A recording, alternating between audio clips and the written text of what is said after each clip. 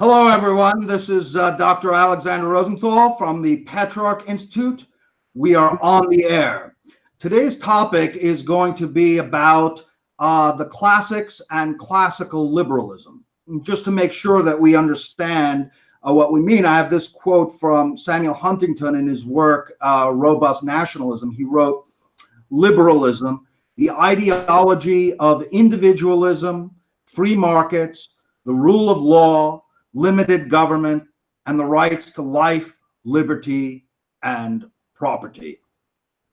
And I think it's one of the most topical issues. I mean, liberalism, in some sense, has been the defining political doctrine of the modern era. Most Western societies today talk of themselves as liberal democracies. Of course, it's shaped the world both by its own project and by various forms of opposition to liberalism. But today's topic will be about what is the relationship between liberalism in its classical form and the classics, which are foundational for Western civilization as a whole, the Greco-Roman classics. One angle which is prominent in recent decades in academic circles is that of Leo Strauss, who emphasized the dichotomy between the ancients and the moderns, and therefore the tension in some respects between the foundational principles of classical political philosophy and those of modern political philosophy, in which liberalism plays a prominent role. Today, I'm happy to say we have an extremely distinguished guest in Dr. Travis Smith. He's an associate professor at Concordia University. He has his PhD from Harvard University. He teaches in the field of liberalism and the classical intellectual progenitors of the liberal doctrine. He's written a recent book, Superhero Ethics, and which has been translated different languages. He edited a volume recently called Flattering the Demos. I'm sure there's much more we could say, but I don't want to be here too long. Anyway, Dr. Smith, you want to say hello to everybody? Hi, Alex, and hi, Myles. Thanks for the introduction. Calling me distinguished after introducing the ideas of Leo Strauss is something I'm not going to. That's a little much. I'm not here to say that I know better than Strauss on these matters. That's for sure.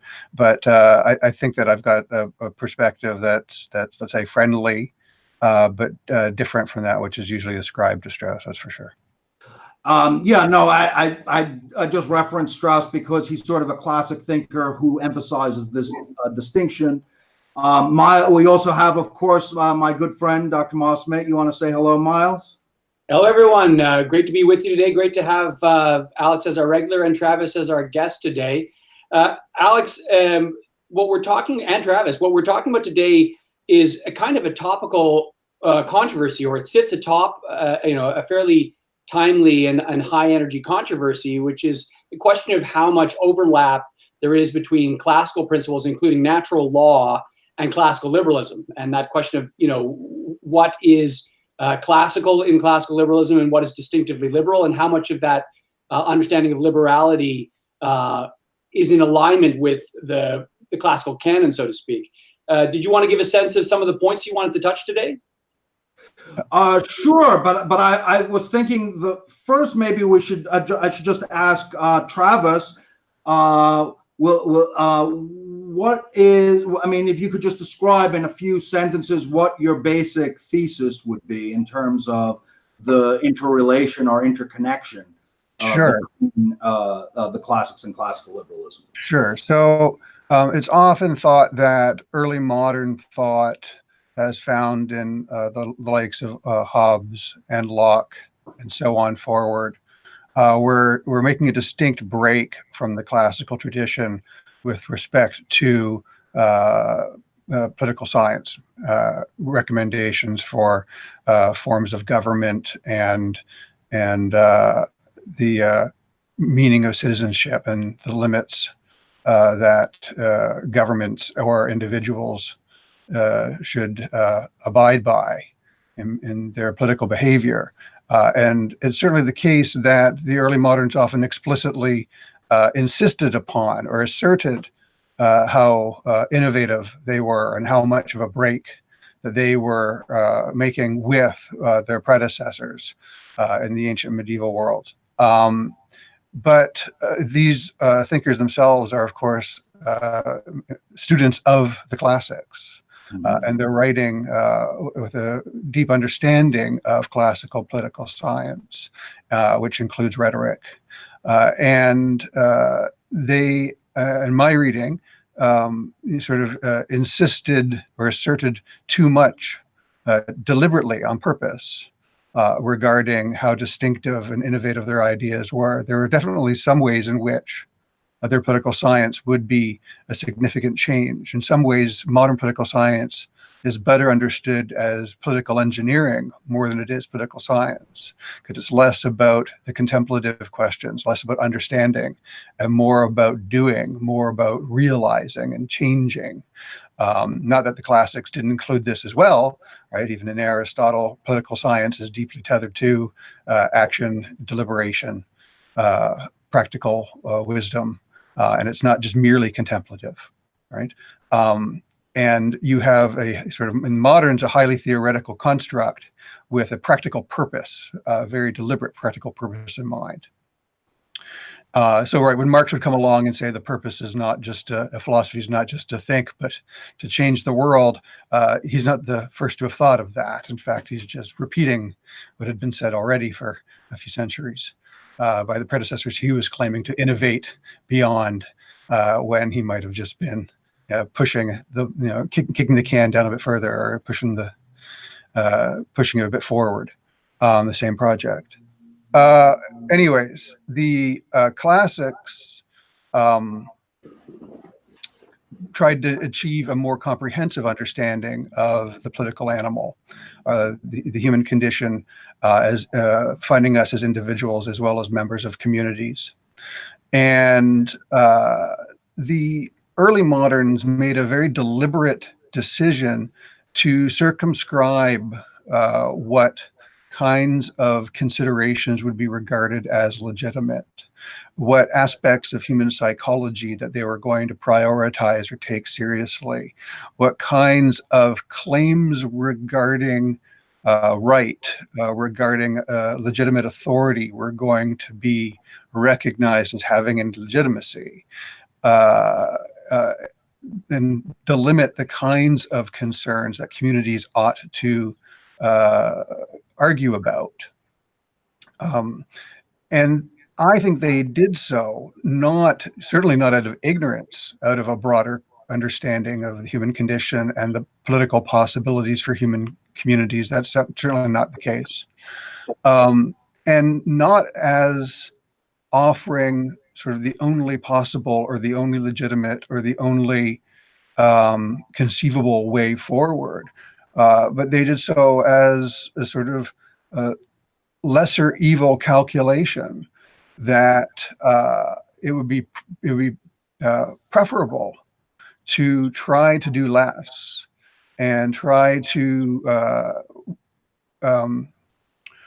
simplify how we understand ourselves and what we're going to try to do together as political communities, as a deliberate rejection of the alternatives that a broader, more comprehensive political science in the classical mode recognized and tried to treat dispassionately in its examination of the possible options.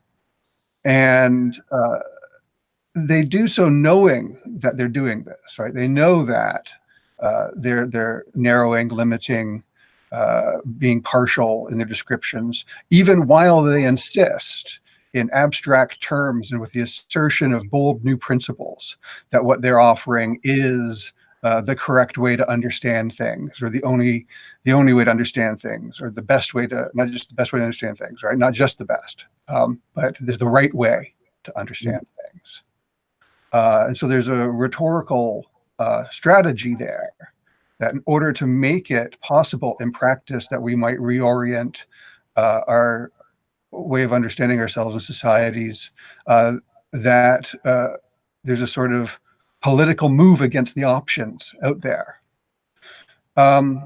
And so they knew that what they were offering with respect to modern liberal doctrine, an understanding of modern liberal freedoms, was something that, from the classical perspective regarding what freedom really means and involves, was something less than complete. But in light of how efforts to produce something more complete yielded either greater injustices or greater misery, or the combination thereof, the choice to pursue something smaller was made as made instead. No, excellent. I mean, there was a lot of richness in what you said. Just off the top of my head, it's indubitably true, first of all, that the fathers of liberalism were entirely steeped in the classics. I mean, I was just reading about John Stuart Mill and how up to the age of 14, he was just constantly immersed by his father in Greek and Roman reading. And if you read John Locke as well. So it's clearly true that they had that foundation. One of the things that I think about in terms of potential continuities is the way in which both at a political level, like if you look at Demosthenes speaking about the freedom of speech, which is necessary for deliberation to take place, you can argue that there is a theme that was much taken up by liberalism. As well as even just in the philosophical stance of basing things on persuasion rather than decree, and allowing every perspective and position to be presented and interrogated. That seems also to me quite in line with some aspects of liberalism. Before I look at some elements which have been thought to be more like antitheses, I thought, Myles, was there anything you wanted to respond to in terms of what Travis had to say? No, actually, you jumped right in at what I thought was one of the most salient points, which was that kind of thread of continuity. I mean, when you go to the cardinal virtues in the classical tradition or in the religious tradition, liberality in one way or another features very prominently. So I mean, I think that sort of starting point is almost a touchstone. You know, one thing I think that encapsulates the bridge between the two worlds is I guess Milton's Areopagitica, right, which is this idea of the body of truth, not dismembered, but basically partially gathered up by people pursuing through earnest and candid expression and discourse. So it's not that there is a post-truth worldview. The objectivity of truth is there, but the finite human mind and in some cases perhaps the fallen nature make the recovery or the fidelity to that truth a communal undertaking with a kind of robust individual expression that's highly balkanized in the starting point. Well, for example, John Stuart Mill would say even the opinion which is entirely false should still be able to be voiced so that you can know the foundations of the true position, because otherwise you're just receiving it sort of thoughtlessly, you know, if you suppress every false opinion. And so I thought there's three broad topics that have been thought to be antitheses in some respect between the classical and the liberal traditions that I want to go through, or at least that they have elements of antitheses. I just wanted to see what Travis thought about it. I'll just mention them. First of all, of the broad topics: the community and the individual. Secondly, is what is politics for? And I think Travis made a good point that there was a long historical experience between the Greco-Roman world, including things like religious wars and things like that, which were going on before the rise of modern liberalism, which is important to keep in mind. And then finally, the meaning or the nature of freedom. We'll see how far we can get, but I thought that there were just a few things that I should run by. Now, on the issue of the individual and the community, so on the one hand, it's clear that liberal thinkers looked to the classics in part for their ideal of individuality. So just to give one from John Stuart Mill, I think this is in his third chapter. He says, there is a Greek ideal of self-development where the Platonic and Christian ideal of government, which the Platonic and Christian ideal of self-government blends with but does not supersede. So that's something that has been written on. I think when people think about liberalism, one of the most prominent ideas that comes forth is the importance of the individual, right? I mean, it's something you just have to watch a Jordan Peterson video or something like that, right? You see how important is this idea of the important. This has always seemed to be the case, right? So John Locke spoke about the individual in the state of nature as being the absolute lord of his own person and possessions. John Stuart Mill said, in the part which, this is in the introductory to On Liberty, he said, in the part which concerns merely himself, his independence is of right absolute. Over himself, over his own body and mind, the individual is sovereign, right? So this idea of the sovereign individual is, I think, something we associate a lot with modern liberalism. I guess the question that I would raise or ask how you would respond is, like, when we look, for example, at Aristotle as politics in the way that he understands politics. I'll just translate state as polis because I think it's probably less confusing to us. So he says, it is clear, therefore, that the polis is also prior by nature to the individual. For if each individual, when separate, is not self-sufficient, he must be related to the whole polis as other parts are to their whole, while a man who is incapable of entering into partnership or who is so self-sufficing that he has no need to do so is no part of a polis. So Aristotle seems there to be emphasizing the fact that human beings are by nature community oriented beings, not self-sufficing as individuals, that they need the community even to live. And he goes on famously to describe man as a political animal and speaks about, for example, the fact that by nature we have language, which is something we use to speak with our fellows. So we have this in the classics, certainly in Aristotle, I would say just as clearly in Plato, this emphasis on the fact that the individual forms part of a community and in some ways has duties toward that community. So just curious how you would take that. Do you think that that's a real antithesis, or do you think that that can be in some way? Well, okay, so the truth of the human condition is that we are both individuals and parts of communities. Yeah. Right? And you can maybe look at different political doctrines by asking, what are they prioritizing? Are they prioritizing the souls of persons, or are they prioritizing the system in which persons find themselves arranged in one way or in order, relative degrees of order or disorder in such an arrangement? And what's the principal concern of a given doctrine, right? In Aristotle, I think you take the ethics and the politics together, and the ethics is what does it take to be a happy human being, right? And then the politics is what kind of society should human beings try to form such that people could be happy. Which, with I think also the necessary conclusion, we can't do that perfectly.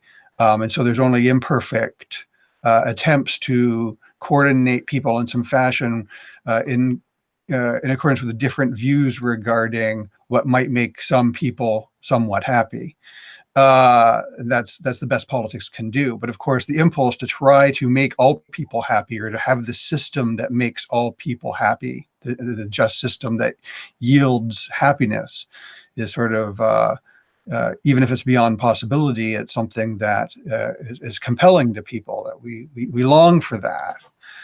And well, the priority in the classics is still on souls, still on treating us principally as beings seeking our own fulfillment, because the kind of beings we are requires communities.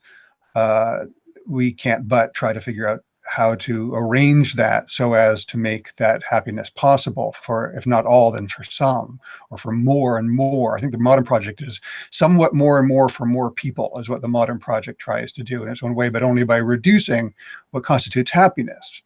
Because freedom is essential for happiness, but not understood as simply getting to do whatever you want and enjoying anything you happen to enjoy. Right? The classics understand that the tyrant seeks to simply have all of their appetites satisfied. Right? The tyrannical view of freedom is, I always get whatever I want, and I never get what I don't want. And everybody else has to help me get what I want, and nobody can be an obstacle to me getting what I want. And everybody must approve of what I want, and nobody can tell me that I shouldn't want what I want. With the further added to that, or else, right? And there's this tyrannical temptation is within every human being. And it's not just to be found in those who happen to be fortunate, or let's say, as the classics would, unfortunate to be actual tyrants. And there's a concern from the perspective of criticizing modern liberty from a classical perspective that what we do is we run the risk of turning everybody into petty tyrants, a whole society of people on which the tyrannical impulse is unleashed, even if in most people it's only pursued in petty ways. And that's why in the classics, there's the concern that even in being freed from obstacles, one might live a slavish life. One might live an entirely slavish life and have a totally slavish soul, even if they were succeeded, and even if society enabled them in succeeding at satisfying their appetites and avoiding fears and pains. And that would be an engine of misery. The nature of ideological societies are that the more and more they succeed at giving people what they think they want, when what they want isn't really the whole of what people should be pursuing, the less happy they become as they succeed in getting only a part, thinking that that's the whole of what they should want or get. And the classics recognized that every political attempt to try to realize human happiness necessarily is incomplete and partial, and will favor some ways of life and some individuals over others. And Aristotle, you see sort of a recognition of this that leads him to conclude, well, either we can have a society in which some people might actually be free. And freedom is not to just satisfy appetites, but to pursue human excellence, to try to live a virtuous life. Because you can't actually have virtue, you can't pursue virtue unless you do so as a free person. You need to be capable of voluntary action, self-cultivation, in a community of people that do that together in the pursuit of goods that are not just simply material, but fine and beautiful. But in order to have that be a possibility for some people, other people are going to have to do, as Aristotle tells us, the necessary labor. I don't want to get too far into that, but I think in Aristotle it's also recognized that's not fair. And so we have a system. If we can have a system that prioritizes the possibility of some people cultivating their souls well, but it comes at the expense of having some who are, as a result, if not entirely incapable of, because we have our Epictetus and others who will argue that you can have virtue and freedom even if you happen to be, in fact, a slave in this world. But still, Aristotle's much more, balanced in his consideration of all the factors that affect human well-being. And in modern times, what we do is we decide to reduce the degree to which the city is concerned with trying to shape us into virtuous persons, to excellent persons that would be happy in accordance with the complete doctrine of human happiness, and make it so that the business of performing the necessary labor is something that everybody plays a part in, and we don't bifurcate society into those who have to do it and those who don't have to do any of it. But there's the expectation that not only the expectation that everyone is going to be playing a part in doing it, but drawing on other traditions, there's an idea in which there's dignity in doing so. And it's to be respected when people participate in performing the necessary labor, and there's a kind of fulfillment that comes from that as well. At least that's the part of the story that we tell ourselves when we agree to this. So would it be fair from what you're saying, if what I'm hearing, you could just correct me if I'm wrong. So it sounds like on the one hand, you feel that in some ways the classics, with their emphasis on man forming part of a community and therefore having moral duties to that community, and its emphasis on virtuous self-mastery, let's say, has important things to tell us in an age, to tell, let's say, the part of modern liberalism that tends to think of the individual as sort of an absolute, autonomous, a kind of nihilistic freedom, where especially understood as an appetite satisfying, or something. So it has positive things to tell us, but at the same time, the modern world has some good things to tell the sort of highly hierarchical, inegalitarian society. Well, sure. I mean, right. So we in the modern times, we develop a system in which we say we're actually more concerned about the individuals than the system in some ways. And the system is stripped down to institutions and systems of rights that allow individuals to be free to be themselves. And as I said, the classics understand that unless people are actually free, they can't develop genuine virtue. A society in which an all-enlightened, all-good ruler directed everybody to do exactly what they needed to do in order to behave as if they were totally virtuous would not actually produce virtuous people. And so even if you had sort of the God King commanding everybody to do exactly what righteousness requires in order to live a blessed life, they would not be free people. They would only be freed from whatever the evils that would come, especially from other people and themselves having freedom. And so modernity says, let's give the individuals the priority. And put the system in the background. At least that's the official story. But part of what is said about the individual then is that it's not that and here's the essential thing actually, it's not that we neglect or ignore the classical doctrine regarding virtue and human well-being understood in a more comprehensive fashion. It's that we formally, officially, for the sake of limiting politics, treat human beings as if they're principally appetite satisfying creatures.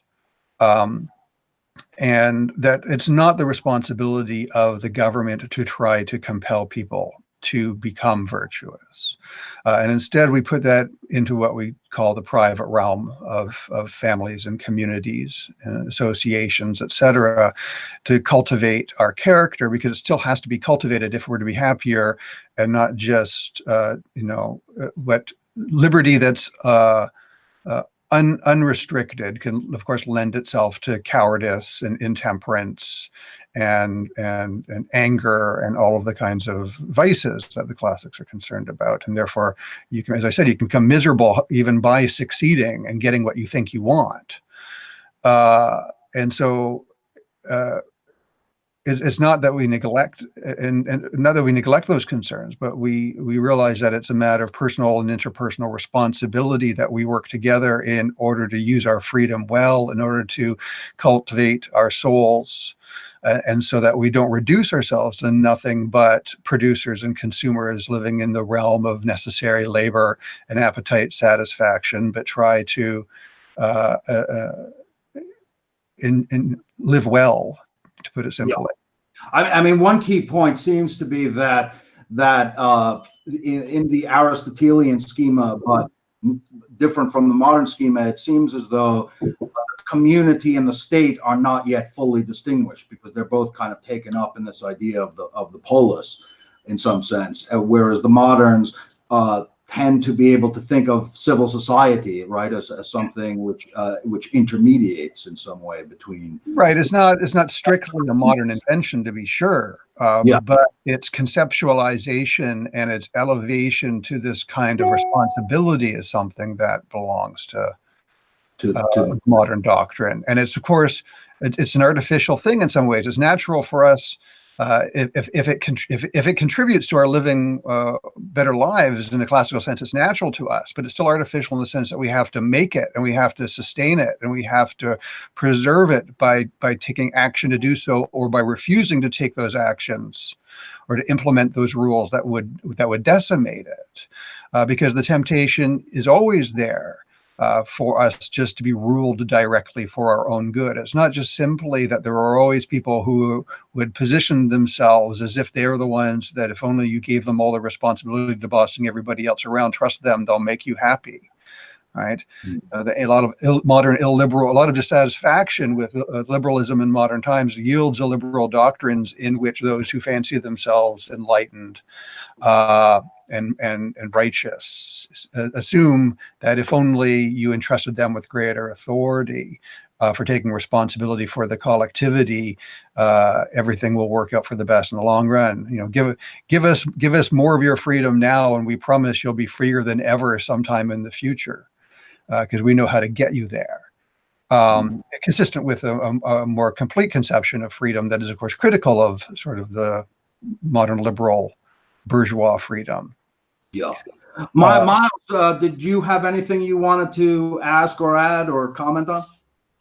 Not for now. I'm going to hold off for a second and see how the trade-off on the discussion of politics and its purpose plays out, and then I'll have some sort of student notes that I might weigh in with afterwards.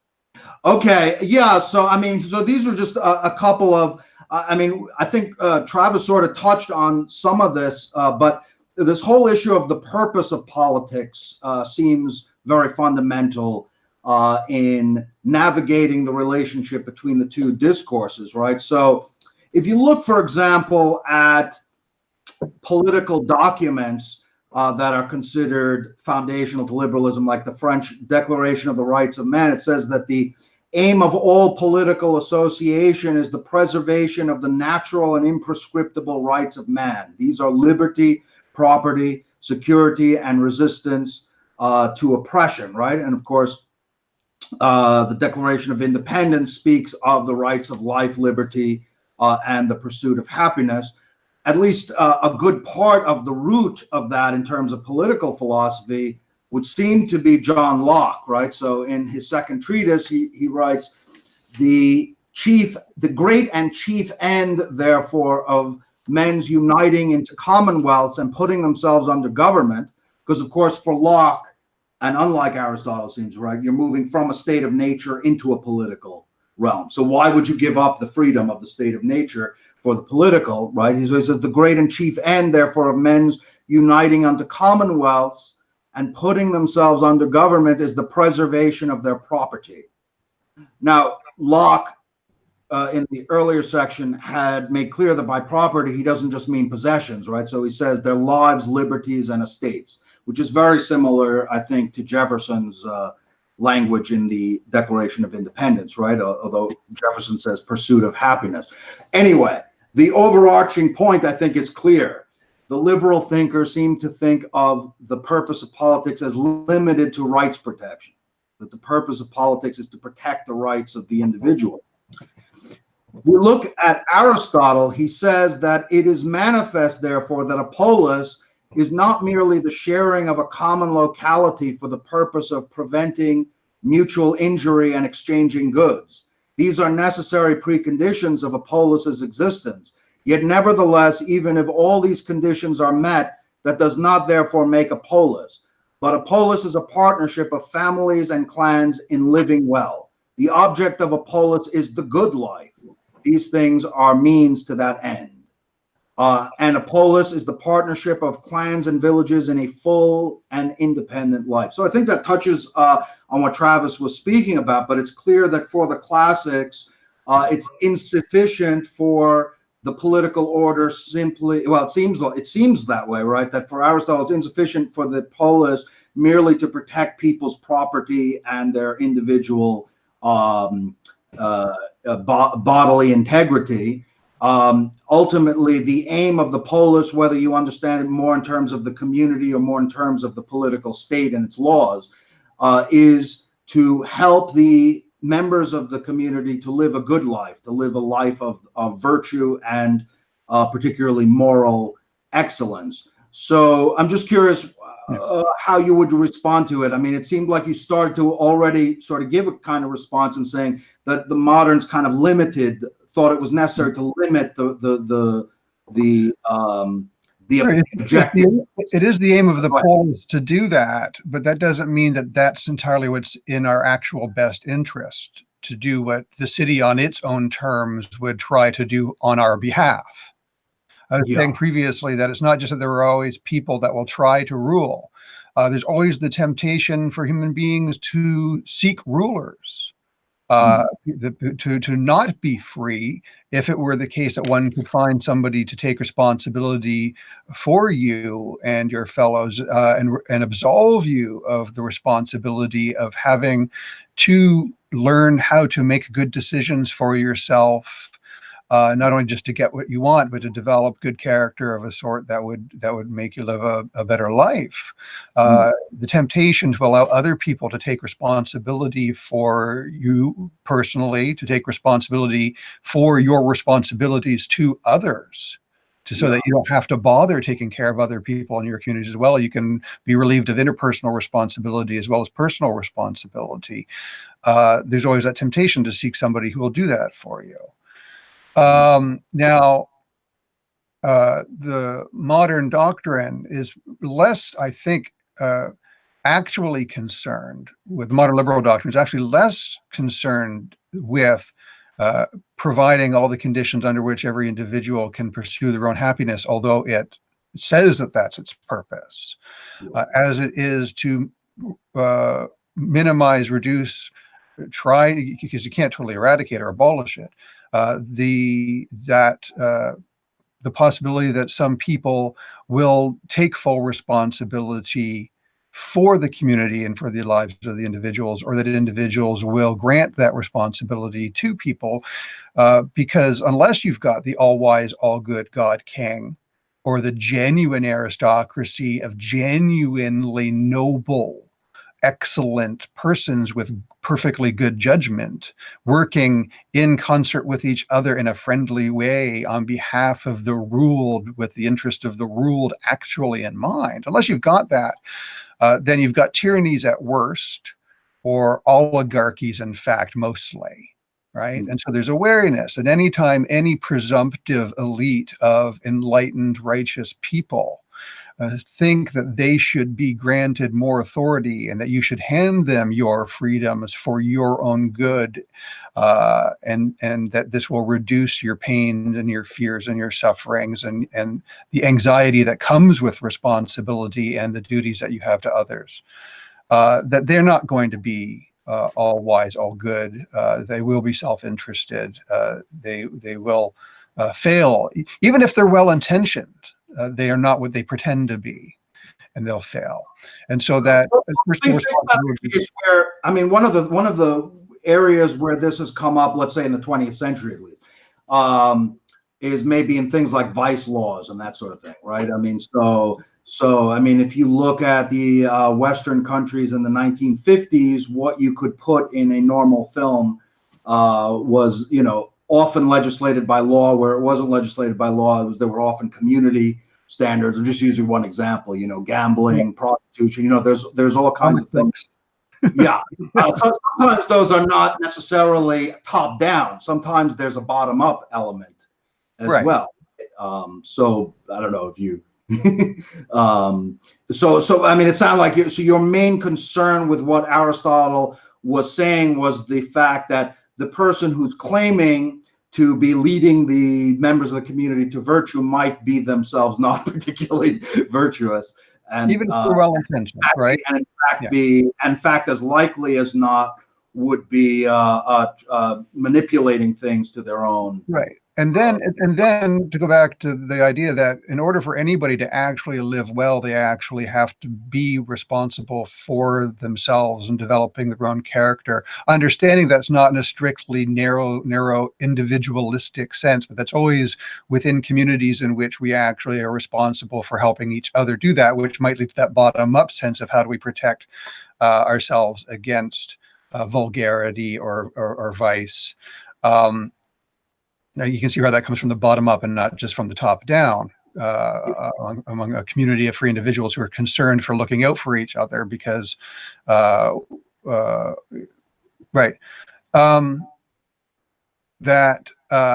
it's still the case, it's a personal responsibility, or at least an interpersonal responsibility, to live well.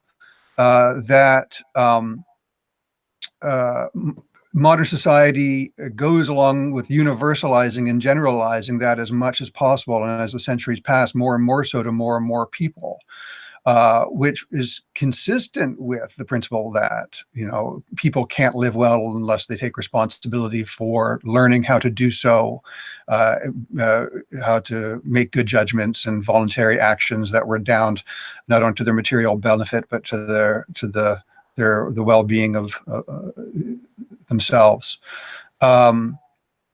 Would you say that, because this issue of pessimism and optimism about human nature is kind of interesting in what you're sketching out, right? Because on the one hand, you're pessimistic about rulers, right? It sounds like, I don't want to put you words in your mouth, but it sounds like you're pessimistic that a ruler would be so benevolent as to genuinely lead the community toward virtue, with benign paternalistic laws that take away people's freedom. Well, but let me just finish. But I'm wondering if there's not also a kind of optimism about human nature, in that many of the illiberal arguments are that people will be very easily corrupted, right? I mean, if you just allow, let's say, any kind of pornography to just flow freely in the society, for the sake of argument, right? Just using one example, that this will corrupt the society. If you allow hate speech, people, you'll get, the Nazis may try.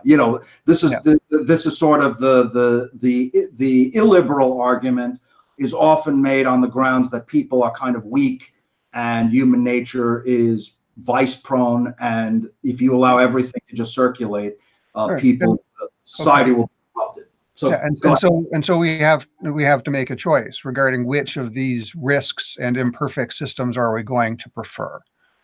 And I think that on classical terms, you can understand why the liberal version makes sense within classical virtue ethics. Even if it is the case that because virtue is hard, and because societies are unjust, and because suffering cannot be abolished, and because temptations are real, that the pathway for any free individual, free in the modern sense, to attain well-being on classical terms is hard, difficult, compromised, if not impossible in full. That it's still the case that when you've got any number of such flawed individuals failing to attain who and what they might be in theory, that's still preferable. To go back to the Locke, right? When Locke is criticizing Hobbes, and Hobbes tries to say that there's nothing worse than the state of nature and that tyranny is better than the state of nature, Locke's response is to say, no, the state of nature would be miserable, but it would be better to have 1,000 people acting individually against you than to have one power with the power of 1,000 at its disposal acting against you. And that's why sorry, we have to choose whether tyranny or anarchy is the worst fate. And in a certain sense, modernity understood in a less romanticized, ennobled way is to say, well, we're gonna multiply the number of oligarchies there are. right? In a condition in which things are, exceedingly democratic, it'll still be the case that a multiplicity of potential oligarchies, in which none of them, whether they're premised on knowledge or whether they're premised on action or whether they're premised on production and consumption or whatever it is that leads some people to succeed more than others and have greater privileges and satisfy more appetites than others and have greater power. It's preferable to have a proliferation of semi-oligarchies than it is to have a consolidated oligarchy. Yeah. And so again, it's a less bad rather than it is a totally good kind of arrangement as a matter of what we're going to prefer, because a consolidated oligarchy is only good if it's actually a real aristocracy in the sense well, one of the things that in the classics that supports a little bit the general direction you're going in is the movement towards supporting a mixed polity in Cicero, right, and in Polybius, that later got taken up by Montesquieu, among others, of dividing the powers as being the best, which is probably humanly achievable, right? I mean, the ambition aristocracy of the wise and virtuous, but since that's going to be hard to attain, we should at least have some sort of division or separation of powers. But I want to give Myles a chance because Myles said he wanted to jump in after our discussion on the purpose of politics. Did you have anything you wanted to discuss, Myles? Well, I'm actually very hesitant to interrupt the back and forth here because I think it's extremely interesting and really timely. The figure that we haven't really touched on, who it seems to me is starting to loom in the background a bit, is Augustine, right? The idea of the city of God, because I mean, there's a recurrent sense that we're living in one way or another in two cities. The one that we actually are surrounded by, that's made of bricks and mortar and people with all their imperfections, and the other is the ideals to which we are aspiring and which are supposedly directing all of our purposes, both individual and collective. At the same time, I think one thing that seems to be distinctive about modernity is the way in which that gets clipped, right? So this idea of shearing off formal and final causes and focusing on materiality and efficiency, expediency. So I had a conversation casual in the private sector recently with a colleague, and I'm not sure how it got to that, but he quickly opined something to the effect that the measure of our society, the measure of politics, the measure of the economy, everything is continual progress. So just to make sure that I knew what he meant, I said, well, progress towards what? And in response to that question, what he said is, now you're getting spiritual. So what I thought as I was listening to the two of you is, even though the classics, so the Demosthenes era guys and the liberals, so to speak, the modern era guys, whether it's John Stuart Mill or those who came before, they don't break out neatly on the spectra, but it seems to me that there are two spectra that the two of you are talking about.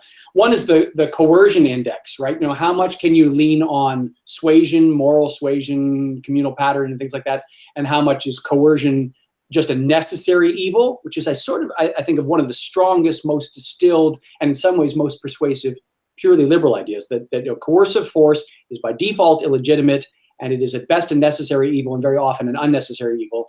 And then another spectrum between utopia and instrumentality. And you sort of think of the liberal democracy as being aimed at that lower left quadrant, right? Or that's how I'm breaking it out.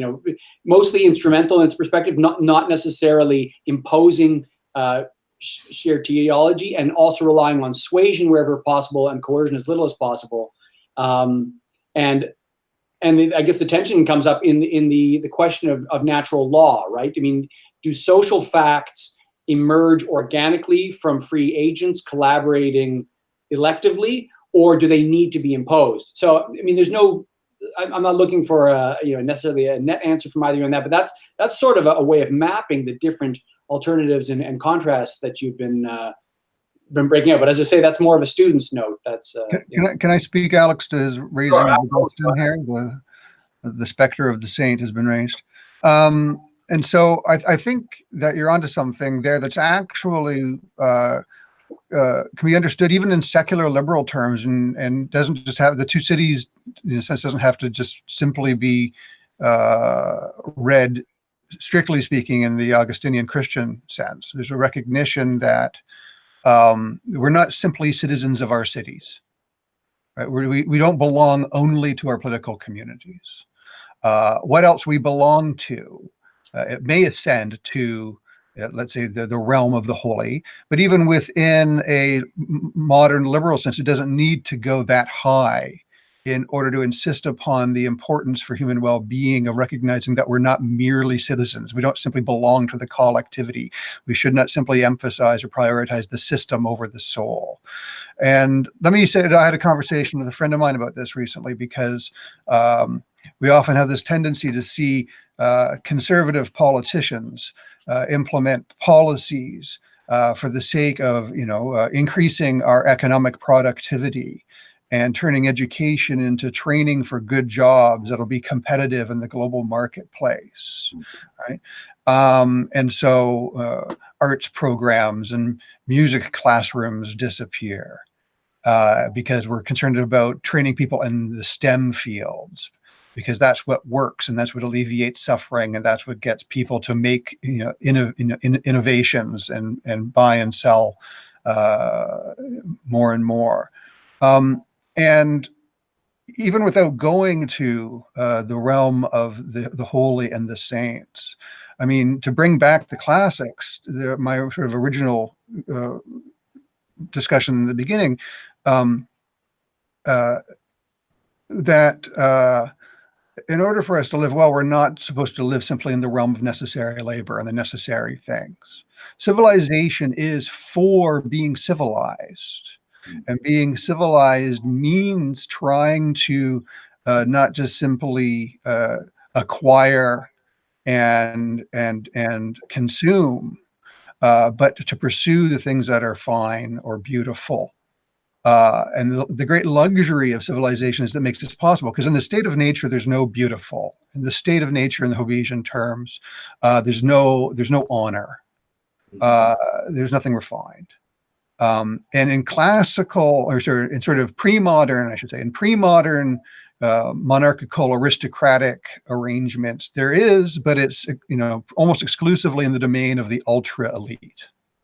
And modernity says, no, let's try to make it so that, as I said, more and more people have more and more access to and possibility of appreciating and realizing the finer things. It's always going to be compromised, especially to the extent that all of us lack full political participation or have to hold down a day job, et cetera, et cetera. But more and more people get to have this more and more. And that's the luxury that used to only belong to the very few on the basis of claims to rule that we now regard as illegitimate as such by birth, like as if your last name should mean that you should have more power or something. Surely in 21st century Canada, we don't believe that anymore. But that we pursue more technology, more successful markets, more plenty, more comfort, because it's going to be the thing that makes it possible for more and more of us, more and more than we would have otherwise, be able to pursue the things that are more beautiful, that are nobler, that we can try to, in our communities, in our actual interpersonal relationships with others, go beyond our merely political role as serving functions in the system, and treat each other as, with real respect, as people deserve to be treated. And in the Christian context, that is with love, but even Aristotle ranks love higher than justice as what's necessary for human well-being. And even he hadn't had the benefit of reading the Gospels yet to find out how to understand that in Augustinian terms. And so when you see, let's say, a conservative government making those kinds of decisions, it seems very strange to me that they do so because it's a failing to appreciate what civilization is for, and that ought to be the domain of that party in some ways to be concerned about it. I guess what you're referring to is sort of the classical ideal of the liberal arts. of those arts which are goods in themselves, like music and philosophy and poetry, and don't necessarily. I know. That's right. Once you get people saying that a philosophical conversation among friends, seeking truth for the sake of seeking truth, is pointless and a waste of time and doesn't produce anything. And why would anyone bother acquiring the skills that make it such that it would be worthwhile to have those conversations? And why don't we just get angry about things that are out there that upset us, or just enjoy things out there that we happen to like? Why don't we just march in rallies and watch hockey games? Then it seems irrelevant. There can be a danger in the modern of kind of mistaking means for ends, right? So we can understand that if you have more people who are in the middle class, more people can buy philosophy books and listen to Bach and travel to see the great cathedrals of Europe and so forth. However, is there not perhaps a danger that the means, namely the making money or the economic and technological aspects, can sort of become so powerful that we forget the ends, right? Exactly. The risk is that we become true believers in doctrines that were actually only practical. They were often in theoretical fashion, but they were really practical counsel about what to prioritize and what to reject. Rather than accounts of the whole of what's good and right. And they were instrumental. The doctrine should be understood as instrumental for making it possible that we might better enjoy what goes beyond them, and that we shouldn't become such true believers in them that we believe that they provide a whole account of what's right and good, and then limit ourselves to the pursuit of the things that it prioritizes for practical concerns by making the mistake that we suppose that's how we found our fulfillment. Technology in themselves constituted the good life in some sense. Right. And I find, as a comic book reader, I find this concerning, for example, the degree to which Iron Man is our new hero. Right? I like to say, in 1977, when Star Wars came out and Obi-Wan Kenobi told Luke that Darth Vader was more machine than man now, twisted and evil. In 1977, he didn't need to add twisted and evil. We understood more machine than man now means twisted and evil. And now Iron Man, Tony Stark, is more machine than man now. And we all think that's the road to our happiness, our salvation, our fulfillment. And why can't we be more like Tony Stark? And why aren't we all like Tony Stark? And why don't we? Of course, we can't actually be. We'd require someone like him to bestow it upon us and therefore govern us on the basis of, and therefore it's not democratic and it's not free. But I guess we're going to C.S. Lewis territory down that road, aren't we? Well, I mean, I don't know. What do you think? I mean, there's so much to talk about. I mean, Myles brought in the whole issue of Christianity and liberalism, and there's like about 10 things, popping into my head on that. In terms of the different ways we could go. But I'm kind of thinking that, it's roughly an hour. It's probably for a single discussion we did pretty well. I mean, what do you think, Myles? Yeah, I mean, just to close off what we've talked about, I have a guess as to what one of the umbrella points would be, that doesn't unpack everything we've opened. And I would be curious if either or both of you agree. It seems to me that I'm remembering another conversation way back in my undergraduate years with a friend of mine, one of the smartest people I went to school with, and he was on the science side as opposed to the philosophy side, which is where I was. He went into biochemistry and then medicine, and some discussion about what science was about came up, and this idea of something I guess aligned with philosophy, pursuit of truth, and understanding nature in all of its purposes is where I was. And he told me that he thought that science was us versus nature, and we're winning. And so that sort of seems to crystallize in some ways that the instrumental, combative, non-teleological perspective. So I was just wondering, in terms of, to the extent where we began, that the classics that Alex, you and I spend most of our time talking about, up to the humanistic period in Europe, and the classical liberals, on the modern side, that Travis specializes in, where they overlap seems to be in at least some adherence to an idea of natural law. So there's an idea of natural facts, and in accordance with those natural facts, or in harmony with them, there are some moral facts, and those exert a kind of gravity. Personal destiny will be tend to be rather dark if it's at odds with them, and social destiny will also be dark if it's at odds with those natural and moral facts. There is a modern enterprise that you can sort of make social facts purely instrumentally, purely with power, purely out of will. It's not beholden to an underlying nature or natural law. And it wins. I mean, that idea wins people of all kinds of persuasions, whether they're utopian or venal in their interests. But that seems to be where we depart from at least the common ground of the classical liberal perspective and the classics. Do either of you think that's a useful way to parse it in terms of what we've discussed today, or would you rephrase that?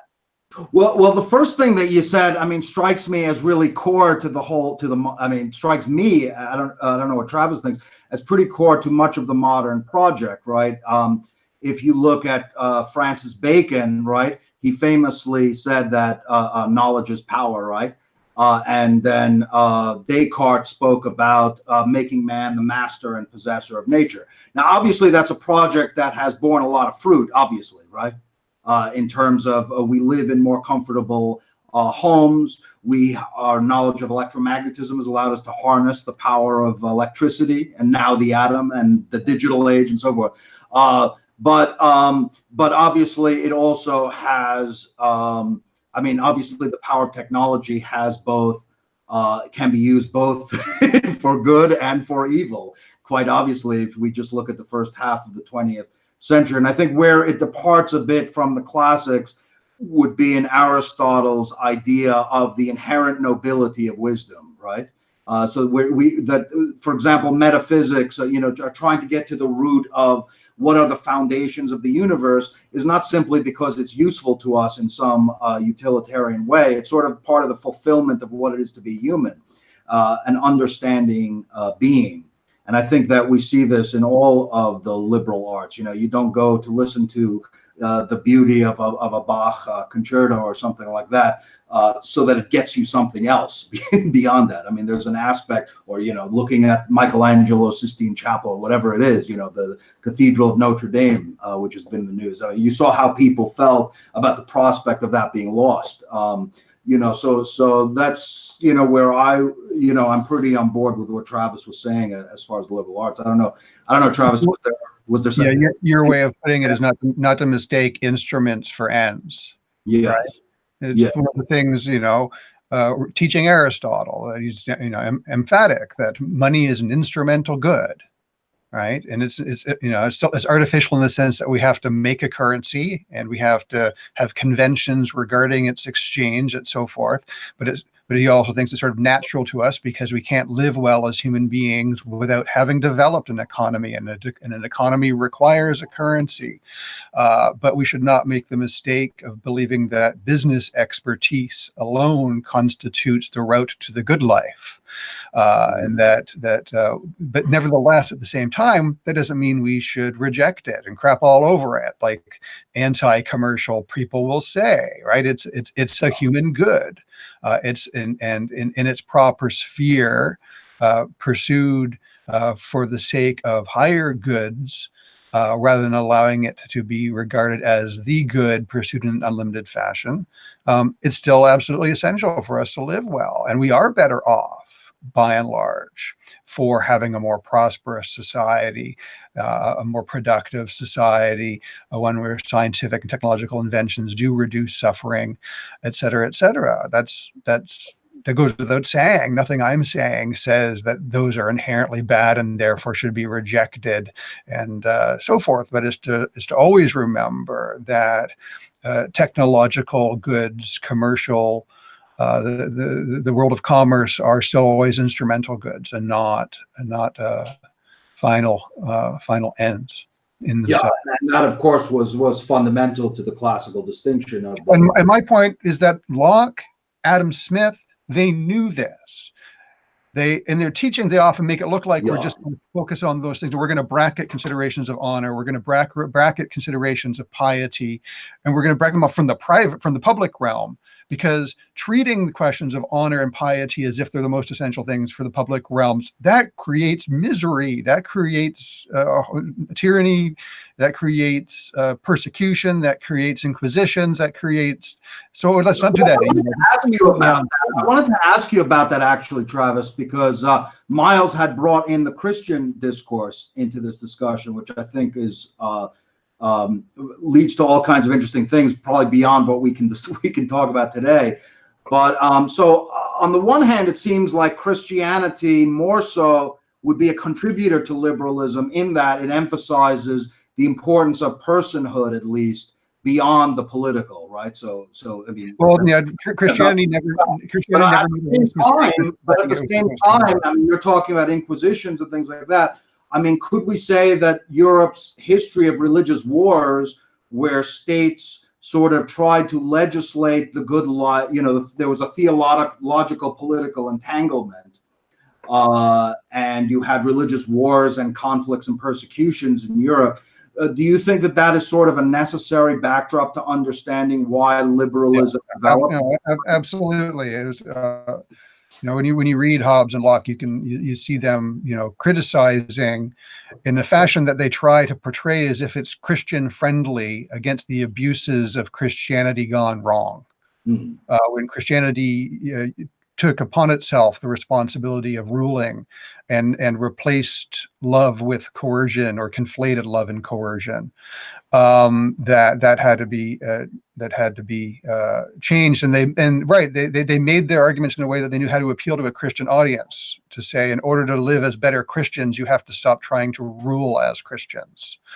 That temptation never goes away, though. And even if it's the case that Christians are no longer apt to try to rule directly, those who have ideologies of righteousness and purity, perfect justice of one form or another, nevertheless are always trying to boss everybody else around and tell them what they may or may not do and what they may or may not say, because in some similarly magical fashion, if only we all said the right things and never did the wrong things, we would finally have heaven on earth. So that temptation never goes away, and the Christian version of it, or the version of the Christian version of it that the early moderns were trying to get us out of, is not the whole story or the only version of that that's concerning, but that's just one particular historically relevant version of it that they had to deal with then, but they know would always come back in different forms.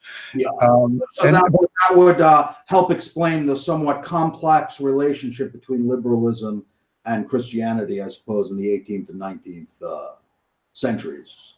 Where on the one hand, it seems like a lot of the premises of liberalism concerning the dignity of the individual and so forth, right? The dignity of the human person, even beyond the polis, right? Seem to have a Christian resonance, maybe even the humanitarianism of a lot of the liberal thinkers. But at the same time, there is this desire to separate the religious and the political in a strong way. Right. Is that fair to say? Yeah, and to try to remind Christians that their understanding of religion is personal, interpersonal, and transpolitical, or beyond politics, and should not simply be subordinated to or reduced to politics on its own terms, was something that needed to be reminded of.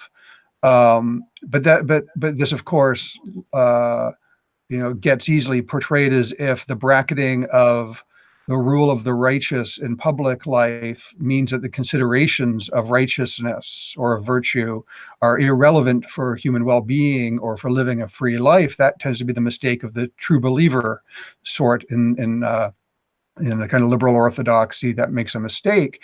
And that's why even your Locke and your Adam Smith knew that even if they're going to have a society that tries to bracket these considerations in public life and emphasize property rights, as you mentioned before, and commerce rather than blood feuds and vendettas, or instead of pursuing holiness in public, that they still had to find ways to remind people to be concerned about the cultivation of their character and their qualities of minds that will lead them to live well rather than worse amidst plenty and amidst the reduction of suffering that the engine of productivity that the commercial that commercial society will yield.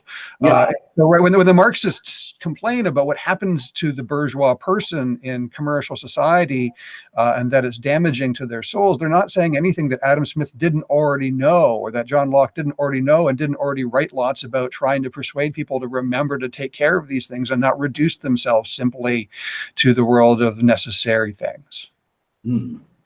Yeah, no, I mean, in terms of thinking about, you'd mentioned the true believers, and the image that immediately comes to mind would be in the French Revolution, which began with the declarations of the rights of man in somewhat Lockean terms, but seemed to kind of devolve into the persecution of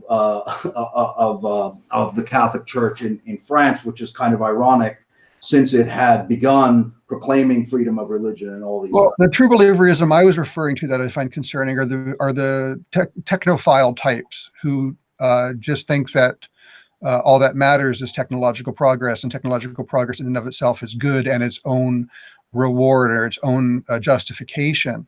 Or the same thing in the commercial world. I was at a funeral recently, and I saw somebody who I know is a successful business person, and they are at the funeral of a family member, and I hadn't seen them in a while, so I approached them and I said, "Oh, how are you doing?" Self-made man, the kind of person that has done very well in the world of business, working their way up from nothing to something. And at the funeral, I asked him, "How are you doing?" And he responded, bringing home the money. That's the only thing that matters, you know. There was another conversation. I won't name names, but there was another conversation a friend of mine had with a very successful businessman, and he asked him, "Are you happy?" And the response was, "Happiness is overrated." Which I thought was kind of amusing. But anyway, we've probably gone on about an hour, so I think there's plenty of other stuff we can talk about, but probably for now, we had a pretty good discussion on it, and hope it continues in one form or another. Thanks for having me on the podcast, Alex. Thanks a lot, Travis. Very interesting discussion, and I think our audience will find it very interesting as well. It was really great to talk to you, and all the best with your projects. I look forward to hearing any feedback that comes from the audience. Absolutely. And thanks a lot for being here, Myles. I don't know if you had any final things to add before we sign off. No, I think the two of you have given us quite a lot to chew on for now, and you began to tease or unpack some topics that we can revisit in the future, and I look forward to that. Absolutely. Take care, everyone. Thanks a lot. Take care. Bye, everybody.